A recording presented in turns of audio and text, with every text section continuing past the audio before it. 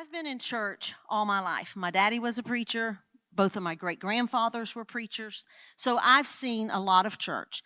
And I know pastor and the worship team, they make it seem so easy when they get up here. But lots of times things happen from the platform or in the small group leader or whatever that are just funny. It sounds right, and then when it comes out, it's not exactly what they meant to say. And I'm going to tell you a couple because that's what led to what I'm going to speak on tonight. But my dad was a preacher, and he preached at lots of places and had opportunities to preach at big events. And in the time that he was a preacher, it was very common to have your wife and your kids stand up, and they would bring you up and, introduce you and that kind of thing. So he is up doing that. And it's a pretty big conference. We got our fancy clothes on. We're looking good. This is my wife, Barbara. This is my oldest daughter, Tanya. This is my youngest daughter, Abigail. And this is the other one. He never did call my name. Because he just, the lights, the people looking at you, he just couldn't do it. Some of you may have been here for when Todd was marrying the couple and had the bride's name wrong. Do y'all remember that? And finally the groom was like, it's Angela. I don't know who Kathy is, but I'm marrying Angela. The very first time I ever heard Todd preach, we were engaged, and he had this opportunity to go to this little country church in the hills of Tennessee. You go to the middle of nowhere and take a right, and there's the church. And so we're nervous, and we're sitting there, and right before he preaches, they have a young man that's written a song, and he's going to sing his song right before Todd preaches. And his song was about stopping smoking. Absolutely, his song was about how to stop smoking cigarettes. So not really a worship tune, but it was a song. And there was another time in youth work that a young man, I'm going to say it, that a young man wrote a song, and he was like, I'm going to sing my song. I'm like, okay, sing your song. His song was, Noah, get your hiney in the boat. That was his song.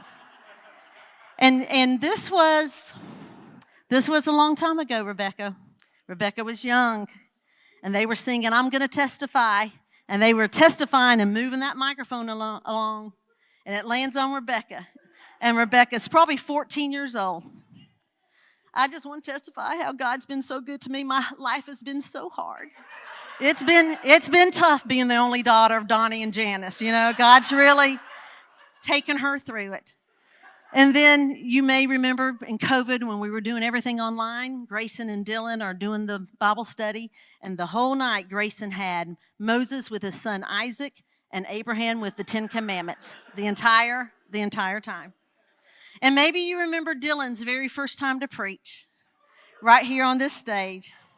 Now, he probably went about 15 minutes, but I have no problem with short-winded preachers. I'm all for that.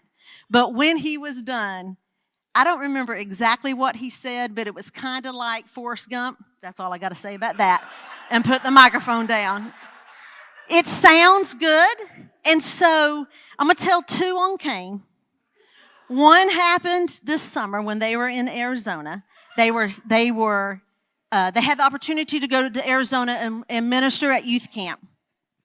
And it was a wonderful opportunity, and it was a lot of singing, a lot of worship, youth camp, long altar services. And so one night, either the man was there or they had a prayer request for a man who needed a heart transplant. It was serious, and Cain is strumming, he's the background music. The man needs a heart transplant. It's very serious, and Cain is strumming.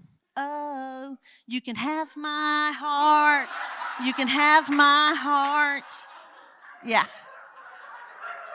So a few weeks ago, Cain, I thought you did it again. They were singing. It was on a Sunday morning. I think it was 3 weeks ago, and they were doing the song Rattle, which is about Jesus' resurrection. But the chorus is about how we can come out of our tombs and we can come out of our grave and we can live again.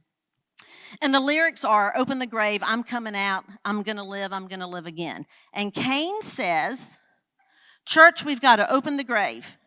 And I immediately smiled and thought, that's hilarious, because God opens the grave.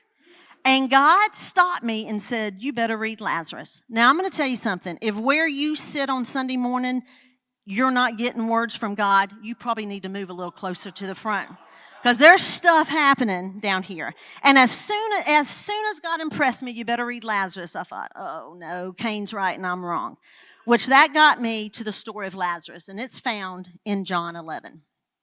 And I'm going to read out of the New Living Translation, the NLT, because it just reads like a story. A man named Lazarus was sick. He lived in Bethany with his sisters Mary and Martha.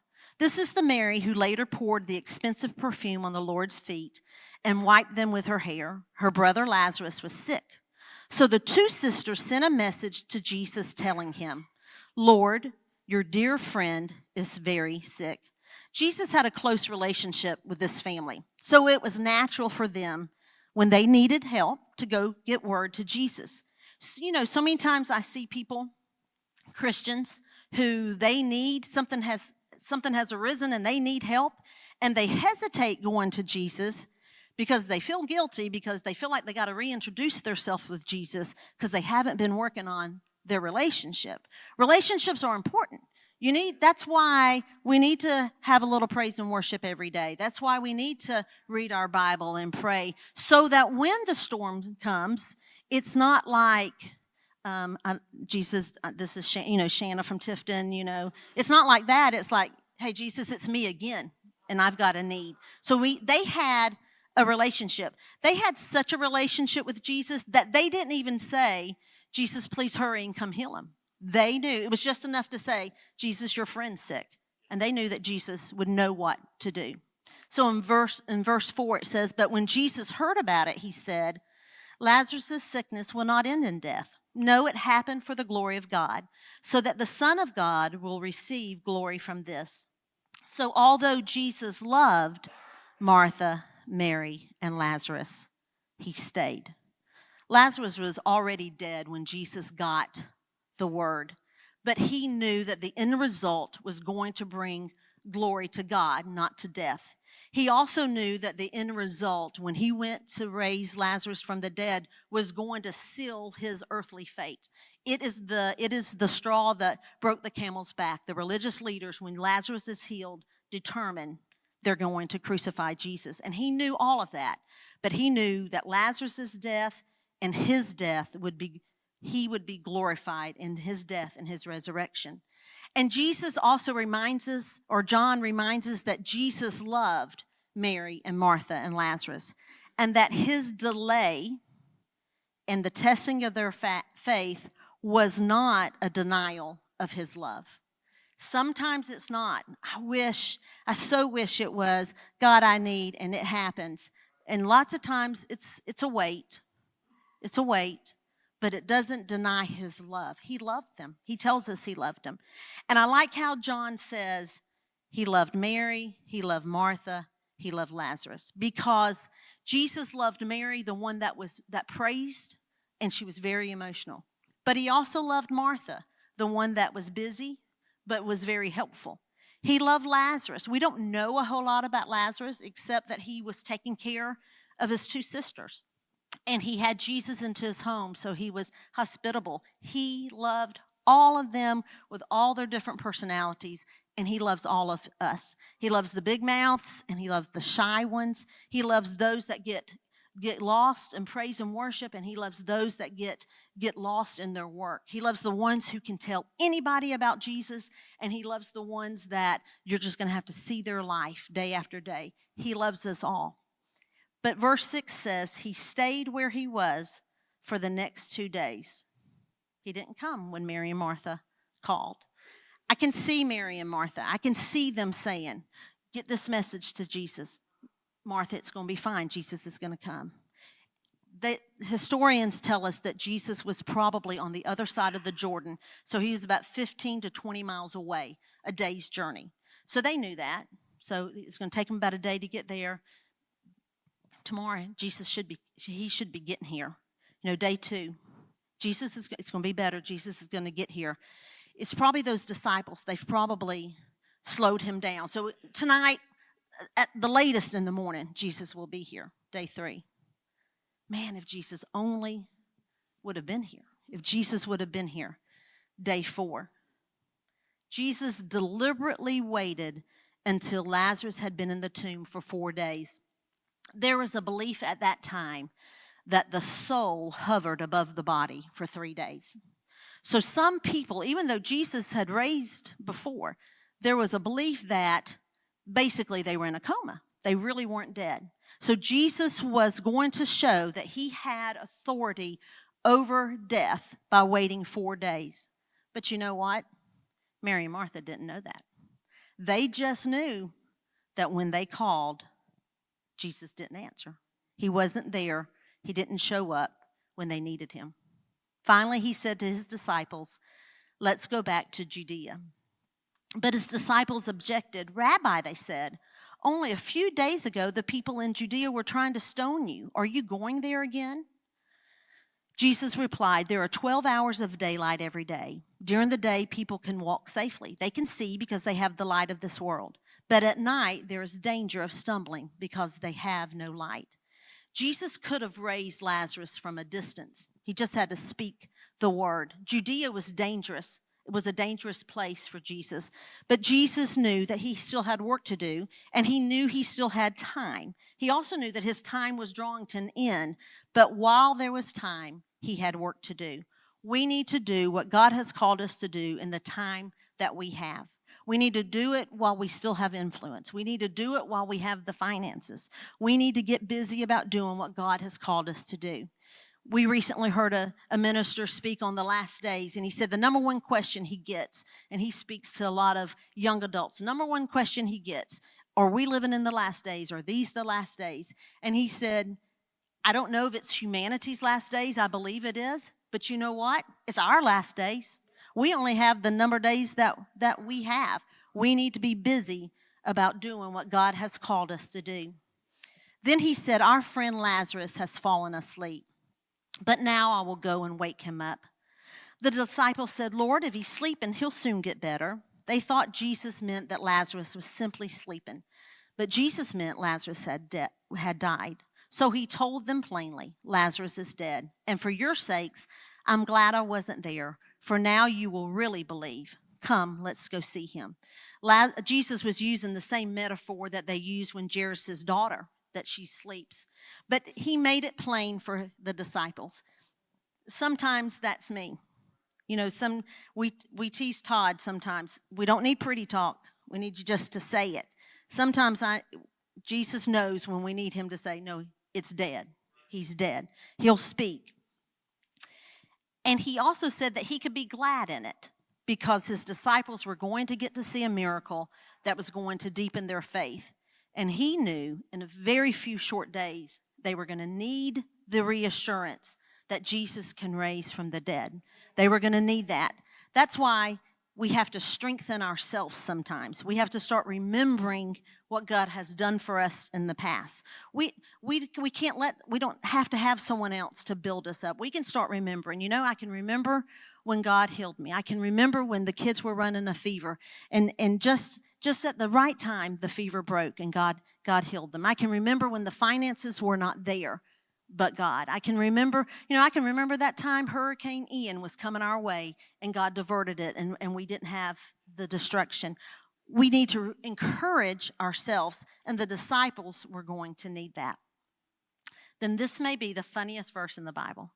Thomas, nicknamed the twin, said to his fellow disciples, let's go to and die with Jesus.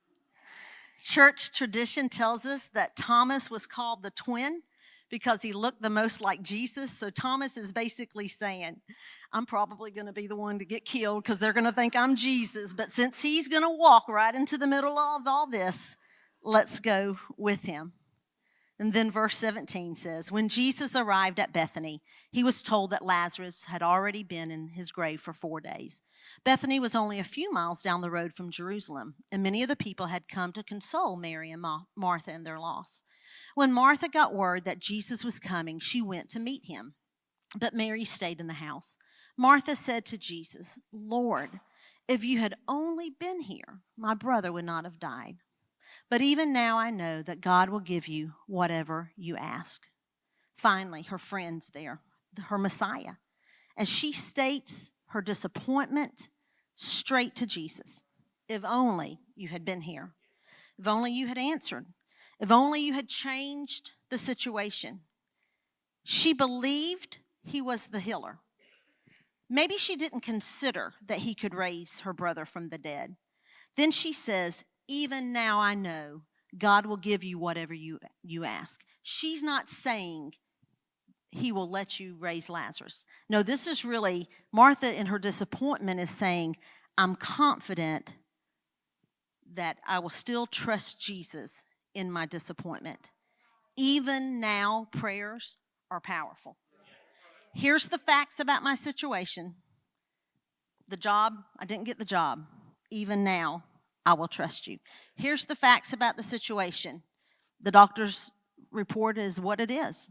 But even now, I will praise you. I will trust you. Even now, prayers are powerful. Then he goes on to say, Jesus told her, I am the resurrection and the life. Anyone who believes in me will live even after dying. Everyone who lives in me and believes in me will never, ever die. Do you believe this, Martha? Yes, Lord, she told him. I've always believed you are the Messiah, the Son of God, the one who has come into the world from God. Martha answers correctly. Yes, Lord, I believe. She believed that Jesus was and is the Messiah. She believed that Jesus was and is God in human form. Then she returned to Mary. She called Mary aside from the mourners and told her, the teacher is here and wants to see you. So Mary immediately went to him. Jesus had stayed outside the village at the place where Martha met him. When the people who were at the house consoling Mary saw her leave so hastily, they assumed she was going to Lazarus' grave to weep, so they followed her there. When Mary arrived and saw Jesus, she fell at his feet and said, Lord, if you had only been here, my brother would not have died. She said the exact same thing that Martha said, because they had said it over and over the past 4 days. If only Jesus had been here. If only Jesus had been here. When Jesus saw her weeping and saw the other people wailing with her, a deep anger welled up within him, and he was deeply troubled. Where have you put him? He asked them. They told him, Lord, come and see. Then Jesus wept.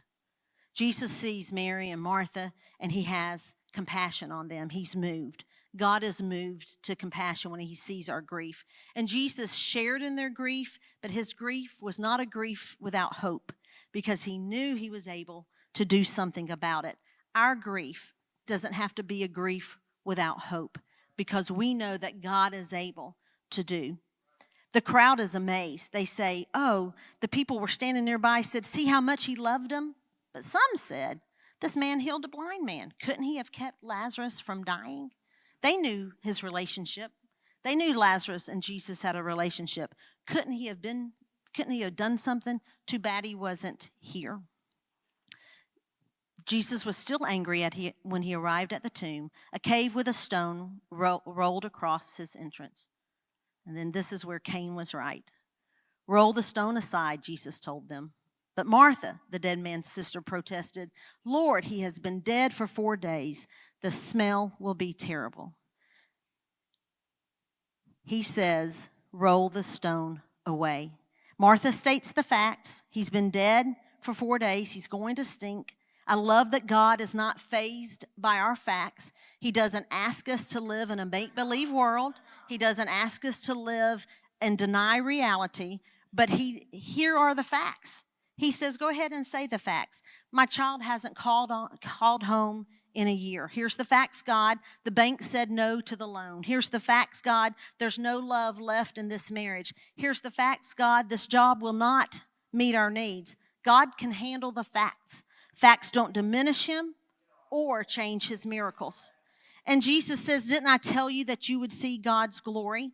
Jesus was fully capable of performing the miracle without Mary and Martha's faith. He had already told his disciples that he was going to do it. He was going to raise Lazarus from the dead. But they got to be partners with him in his glory by working together with God in the fulfillment of his plan. That's what our faith does. So they rolled the stone aside. They rolled the stone. Jesus didn't tell the stone to move. Jesus didn't summon an angel to move the stone. He commanded human hands to move the stone. The stone probably weighed 1 to 2 tons. Mary and Martha could not have rolled the stone away by themselves. So it took the church, the mourners, to move that stone. And Lazarus wasn't going to rise until the stone was moved. You and I have to move stones. It's an act of obedience, and it's an incredible act of faith. Obeying God in small matters is an essential step in receiving God's blessings. We think steps of faith are huge, but usually steps of faith are just small steps of obedience. God, we need a financial miracle. So God says, here's someone right in front of you that needs a meal. God, we need a miracle in our family. And so God says, here's someone right in front of you that needs a kind word. God, we need a physical healing. We need a miracle. Here's someone that needs their yard mowed. God, we want to build a dream center. Okay, here's a school in Kenya that needs money to save these young ladies. God, we need Lazarus raised from the dead. Move the stone. Our obedience always benefits others. Think about the lunch of the loaves and the fishes. His lunch fed 5,000. Your obedience in paying tithes and offerings allowed this church last year to provide Christmas for 34 children. Your obedience in serving, no matter where you serve, from the parking lot to kids' church to the nursery to the stage to keeping mints in the bathroom, your obedience in serving has allowed us to see 100 men and women, boys and girls, find Jesus Christ this year.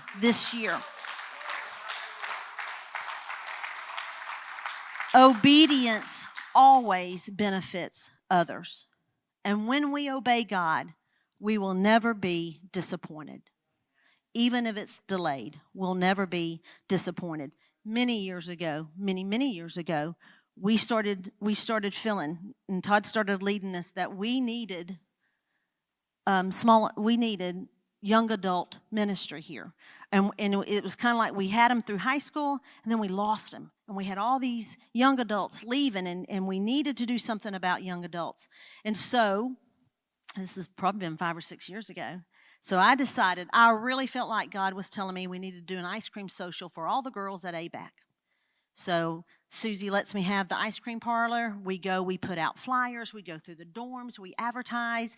I get Sister Margaret to pray. She comes that night. No one showed up for ice cream. Not even the girls that went to ABAC that went to this church. Nobody showed up for free ice cream. Every young adult that came through the door, if they looked like they were a young adult, man, we were on them. The greeters were on them. And there's this young man that came, and he was obviously a young adult. I mean, every time he came, just a few times. He was from ABAC. Hey, how you doing? As soon as he gave me his name, I put his name in my phone because I'm really bad with names. And the next time I saw him, I was like, hey, Jake, how you doing? He came a few times, and we never saw him again. That was years ago. But if you look around this room now, young adults is our fastest growing group because of steps of obedience. Steps of obedience, God never disappoints. Grayson met that young man about a year ago. He's in Columbus, Georgia. They were at a church conference. He said, hey, I went to your church. Man, every time I walked in the door, there's this woman that just, that's a true story. But because of those seeds, because of that obedience, we see young adults in our church, and we're not losing them when they leave high school. You know, there was a young man. He was a friend of our church family in Birmingham. He had never been to church, and he passed away. His sister had been one time. His cousin had been a few times. He dies unexpectedly. And the cousin calls Todd and says, hey, they are just eat up with grief. They've told me to plan the funeral. Will you please come preach this funeral? It's going to be out in the middle of nowhere. It's July. There's no air condition. And we knew this family, this part of the family, and they were nice people, but their extended family were crazy people. And you didn't know what was going to happen at the funeral. That kind of. And Todd was like, I'll go. And he went and preached that funeral. And after that funeral, you could look back in that church, and 100 people came from that family and the influence of that family because he was obedient in what God had called him to do. Obedience, God will never disappoint you when you obey God. Jesus looked up to heaven and said, Father, thank you for hearing me. You always hear me, but I said it out loud for the sake of all these people standing here, so that they will believe you sent me. Then Jesus shouted, Lazarus, come out.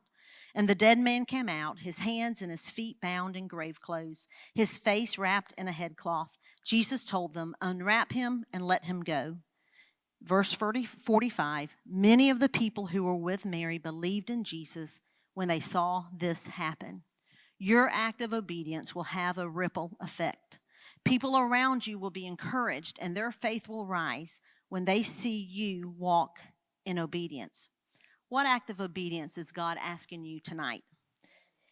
I know it's God. Sometimes I'm like, is that God? Is that me? If it makes me a little bit nervous, I know it's God. Is he asking you to believe that he's able? Sometimes we get like Mary and Martha. If God had answered last week, maybe a month ago, but there's nothing he can do. Maybe he's asking you to believe. Maybe he's asking you today to forgive. We get in this, if I forgive, then the person who wronged me just gets off scot-free. But that's not what forgiveness does. Forgiveness frees us to see God work on our behalf. So maybe God's asking you to obey him in forgiveness. Maybe God is asking you to talk to someone, or maybe God is asking you to do something specific. Don't wait. Do it quickly, because our obedience will unlock the miracle and the blessings that God has for us. So in Cain's words, church, we've got to open the grave, because as that song goes on to say, because we're going to come out and we're going to live again. Much for joining us tonight for our first Wednesday service. Our worship team did a phenomenal job. Pastor Shana brought an amazing word, and we're so glad you could be a part of that with us. Yes, remember this week, take some time in John 11. Read your word, dive deeper into this word that Pastor Shana brought on obedience, and take time just to read. Remember, it's John 11. Take time and go a little deeper this week. Don't forget, this Sunday, October 9th, is our growth track. We would love for you to be a part. If you've ever wanted to get involved or wanted to learn more about Union Church, this is your opportunity right following after the 11 o'clock service. And don't forget, Trunk or Treat is October 31st from 6 to 7:30 p.m. We want to see you. This is a free community event. Invite your friends and your family members, and we need you. We need you to bring candy. We need you to dress up in your favorite Halloween costumes. Most importantly, we need your cars. We need trunks. To make this event as spectacular as ever, we need trunks. So if you would like to volunteer, see Pastor Shana or CJ Pafford, we'd love to get in contact with you. Again, thank you so much for joining us tonight. We love you. We're praying for you, and we'll see you on Sunday.